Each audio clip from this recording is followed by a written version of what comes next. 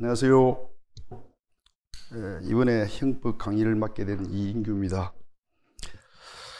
물론 전 그 이전에 사법시험이나 변호사 시험, 또 최근에는 법무사 시험, 법원직까지는 강의를 해봤는데 경찰 강의는 사실은 이번이 처음이고 생초짜입니다. 그래서 이제 약간 두렵기도 합니다만은 어쨌든 이번 강의를 통해서 이제 경찰 쪽으로 대비를 한다, 이렇게 생각하면 될 것 같습니다. 다음 이제 이번 강의의 특징을 한번 간단하게 훑어보면서 소개하는 것으로 하겠습니다. 그 강의는 이제 형법 총론을 한 15회로 하고 강론을 한 15회, 해서 한 30회 정도로 잡혀 있습니다.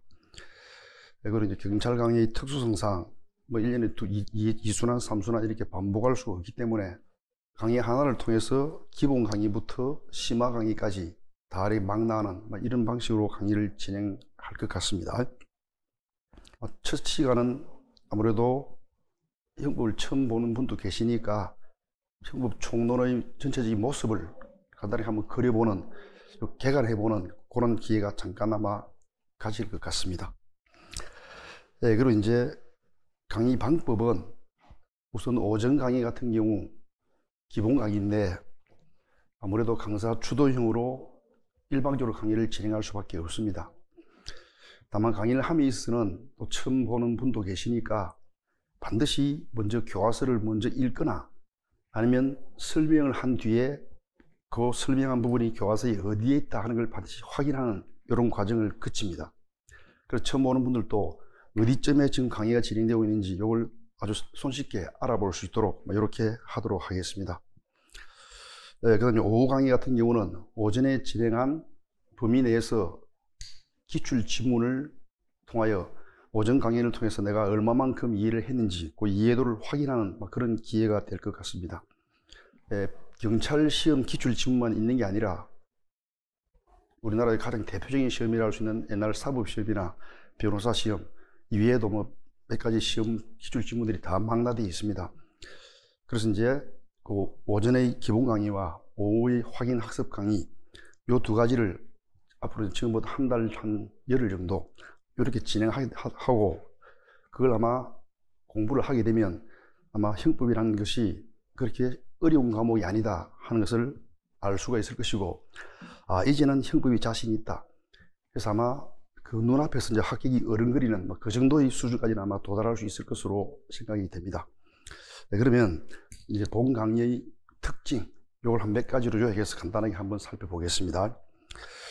우선 기본 강의이기 때문에 기본에 충실하게 할 거예요.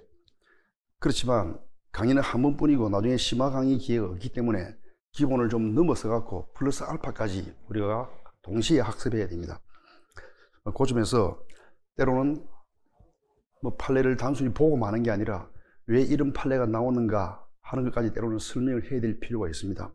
그러다 보면 약간 어려워질 수 있는데 그 점은 계속 반복 학습하다 보면 크게 아마 거부감이 없을 겁니다. 일단 두 번째 특징은 구슬이 스말이라도 깨어야 할 법에 이렇게 되어 있습니다. 원래 형법이라는 것은 체계가 중요합니다. 아무리 단편적인 이론이라든가 판례를 많이 알더라도 범죄 체계에 따라서 체계적으로 이해해두지 않으면 응용하기가 어려우신 경우가 많습니다. 그래서 일단 여기서 말하는 구슬이라는 것은 개별적인 판례 이론이나 판례에 대한 단편적인 지식들, 이걸 말하는 것이고, 이 구슬을 깰 실은 바로 범죄 체계론을 말합니다. 이 체계에 따라서 적재적소에 판례를 배치해두면 그 판례가 어디서 어떤 형태로 응용되어 나오더라도 우리가 얼마든지 대처할 수가 있습니다. 그런 점에서 좀 체계적 사고에 좀 더 신경을 써주시라. 그리고 앞으로도 계속 이제 공부할 때마다 이건 범죄 체계 어디쯤에 위치된다는 것 항상 이걸 언급할 겁니다. 다음 세 번째, 형법 이론은 판례의 어머니라고 되어 있습니다. 물론 오늘날 이론은 많이 나오지 않고 주로 판례를 중심으로 시험에 출제가 됩니다. 그래서 판례도 어느 날 갑자기 뚝 떨어진 게 아니고 땅에서 부수 솟은 것도 아닙니다. 기존 이론 중에서 학설 대립이 있고 이 학설 대립 중 판례가 그 이론 중 어느 학설을 따르느냐, 법원이 따르는 해석태도 이게 바로 판례로 형성되는 것이요.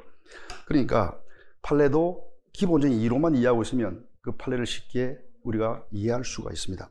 물론 머리가 좋으니까 외우면 되는데, 외운다는 것은 우리 인간은 아무리 머리가 뛰어나도 기억의 소멸시효가 있습니다. 누구나 다 일정 시간이 지나면 상당 부분을 망각하게 되죠. 그럴 때는 이론적인 뒷받침이 되어 있으면 기억의 소멸시효 기간을 상당히 늘릴 수가 있습니다. 지금 수험생이니까 기억의 소멸시효 기간을 수험 당일까지만 가져가면 시험 치고 나서는 다 잊어버려도 관계없어요. 물론 나중에 이제 실무에 종사하다 보면 판례를 계속 공부하게 될 거니까 그때는 더 확실하게 알 수 있습니다. 어쨌든 우리는 시험 당일까지만 판례에 대한 기본적인 지식의 기억의 소멸시효 이 기간을 연장하는 것, 여기에 목표를 둡니다.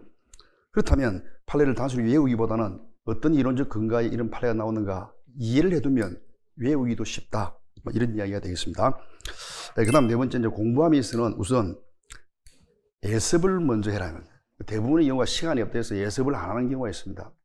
우리가 교과서를 보면 다 평면적인 서술로 쭉 되기 때문에 처음에 초보자들이 책을 봤을 때 이 서술 중 어느 부분이 중요하고 어느 부분이 시험에 나오고 어느 부분이 시험에 안 나오는지 알 수가 없습니다.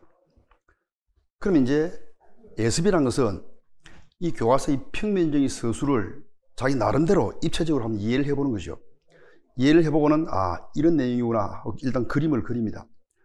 그 그림이 잘 안 그려지는 부분이 있으면 물음표를 해두었다가, 왜냐하면 강의 시간에 와서 이제 물음표를 해둔 부분, 요 점을 집중적으로 우리가 강의를 듣게 되면 강의의 효율성이 상당히 뛰어나다 말이죠.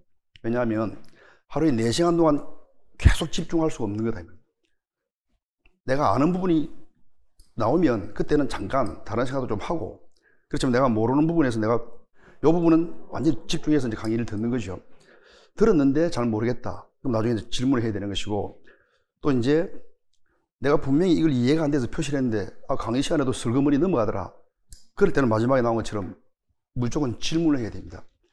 그날 학습한 부분의 범위 내에서는 이해가 안 되는 부분이 있으면 항상 질문을 통해서 그 이해가 안 되는 부분을 확실하게 내 지식으로 만들어야지, 그렇게 만들어 놔도 이해 안 되는 부분은 또 며칠 지나면 또 잘 몰라요.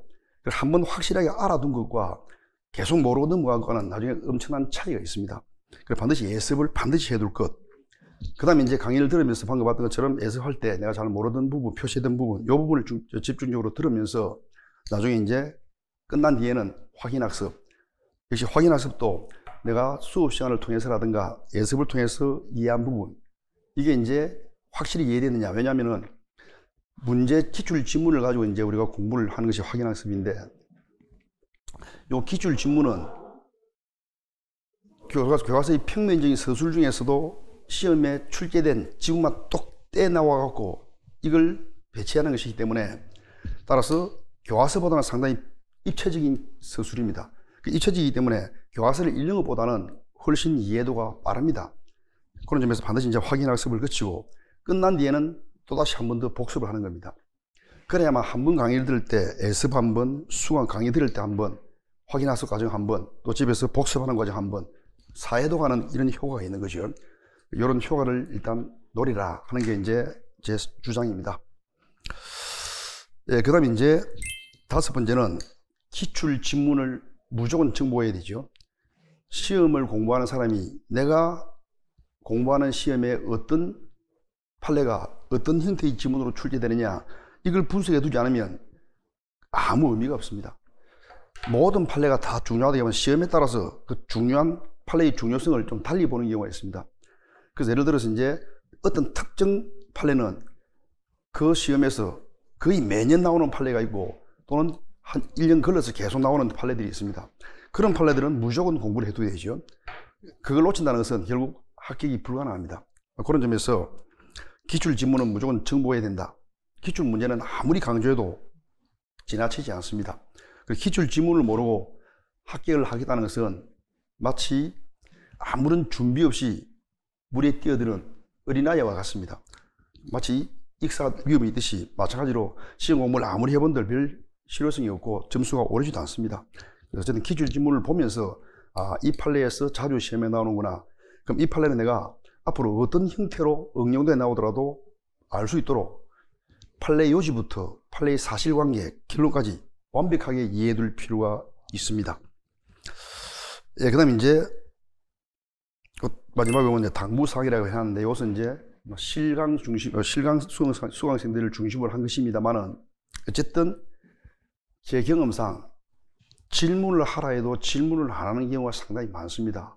심지어 얼마 전에 다른 시험이지만은 강의 끝나고 내가 1시간 동안 강의실 뒤에 있을 테니까 1시간 동안 공부하면서 질문하라. 1시간 동안 질문하는 학생이 단 한 명도 없는 경우가 대부분입니다. 그만큼 질문을 안 하는데 질문을 해야 된다. 왜냐하면 내가 수강을 했고 그 강의가 끝날 때까지는 강사를 이렇게 질문하고 강사는 그 질문에 답할 의무가 있습니다. 다시 말하면 수강생이 질문을 한다는 것은 일종의 권리입니다. 반드시 이제 잘 모르는 것이 무조건 질문하고 또 내가 이렇게 이해했는데 맞는지 확신이 안 선다. 또다시 질문하고 해서 완벽하게 판례를 이해하는 이런 방향으로 이제 강의를 활용해 줬으면 하는 것이 제 바람입니다. 어쨌든 이런 식으로 해서 이제 일단 기본 강의를 진행하고 일단 뭐야 확인학습 과정에서는 이제 두 가지 방법이 있는데 하나는 기출 문제를 사지 쓴다, 문제의 원형 그대로 보는 방법이 하나 있고 또 하나는 기출 지문을 지문별로 쪼개고 이걸 진도별로 배열한 것을 보는 방법이 하나 있습니다. 그래서 저는 후자가 훨씬 효과적이라고 생각하기 때문에 따라서 앞으로 나중에 사용하게 될 그 확인학습 교재는 기출 문제를 지문별로 쪼갠 뒤에 범죄 체계와 교과서 순서에 맞게 배열한 겁니다. 왜냐하면 기출 문제가 문제 원형을 그대로 보면 교과서 순서에 따라 지문 4개가 다 들어가 있는 게 아닙니다. 따라서 초보자들이 공부하기에는 체계가 안 맞기 때문에 이해하기 어렵습니다. 그리고 문제에 들어봐서는 어떤 지문이 얼마나만큼 자주 출제되는지 이것도 우리가 이해하기 어렵습니다. 그렇지만 지문별로 교과서의 순서에 맞게 지문을 배열해 두면 이 지문이 무슨 시험, 예를 들어 변호사 시험 몇 회 나왔고 법원직에서 몇 회 나왔고 경찰에서는 간부에서 언제 나왔고 하는 게 다 표기된단 말이죠. 그러니까 이 판례가 이렇게 시험이 많이 나왔구나. 그럼 이 판례는 내가 반드시 알아야 되겠다. 이걸 나름대로 판단해 줄 수 있습니다. 그런 점에서 문제의 원형을 그대로 보는 것보다는 교과서의 서술 순서에 따라 진도별로 지문을 찢어서는 배열한 것, 이게 훨씬 효과적입니다. 다만 문제 원형은 나중에 이제 시간 안배 차원에서 한번 몇 번 풀어보는 것, 그것으로 충분합니다. 그런 식으로 이제 계속 반복 학습을 해주시고, 그다음에 이제 기출 지문을 볼 때도 물론 첫날은 오늘 한 것만 보면 되지만은 둘째 날은 오늘 한 것도 보고 어제 한 것 중에 이해 안 되는 것을 또 한 번 더 봅니다.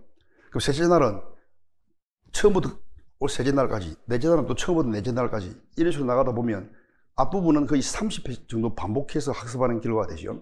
그렇게 되면 어떤 경우에도 놓치는 지문이 없습니다. 그래서 앞으로는 그런 식으로 계속 반복해 주시면은 아마 이 강의가 끝날 때쯤 되면 형법은 자신 있다 하는 말을 누구나 할 수 있을 정도가 되지 않겠나. 그렇게 해서 이제 다들 열심히 공부하기로 하죠. 네. 오전 강의 교재는 바로 이제 이 교재인데 총론, 강론으로 분리되어 있습니다. 물론 총론은 좀 얇고 강론은 총론보다는 거의 한 2배 가까이 아니면 3분의 2 정도 더 많습니다. 그 이유는 아무래도 총론에 비해서 판례가 강론이 훨씬 많습니다. 그렇지만 어쨌든 이 강의 교재는 다른 교재와 조금 차이가 있다면 판례마다 이론마다 기출 표시를 다 해뒀습니다. 무슨 시험 몇 년도에 어떤 시험에서 출제됐다 하는 걸 했기 때문에 아마 다른 교과서에 비해서 이 교과서는 교과서 읽는 것만으로도 입체적으로 좀 더 이해되기가 쉽습니다. 이것으로 이제 오전 강의를 진행할 것이고, 오후 강의는 이제 조금 전에 말씀드린 것처럼 기출 지문 문제 형식 그대로가 아니라 지문을 쪼개고 진도별로 흩은 겁니다. 그래서 제목을 어떻게 정할까 고민하다가 제가 옛날에 썼던 제목을 좀 뺏겨왔습니다. 옛날 사법시험 때 썼던 제목인데 기본서 옆에 두고 보자 앞에 집어넣고 진도별 지문 정리 이런 식으로 했습니다. 그래서 간단하게 그냥 두고 보자 이렇게 부르는데, 그래서 이 책을 보면서 그래 두고 보자, 내가 형법 너 못 이길까, 그래 두고 보자, 날마다 이런 생각으로 계속 지문을 반복 학습한다면은 아마 공부하는 데 더 도움이 되지 않을까 싶습니다. 아무튼 지금 오늘부터 우리가 형법을 열심히 공부해 가지고 내년에는 아까운 시간 학원에서 허비하는 이런 일이 없기를 바라면서 내년은 전부 학교의 영광을 안기를 바랍니다. 감사합니다.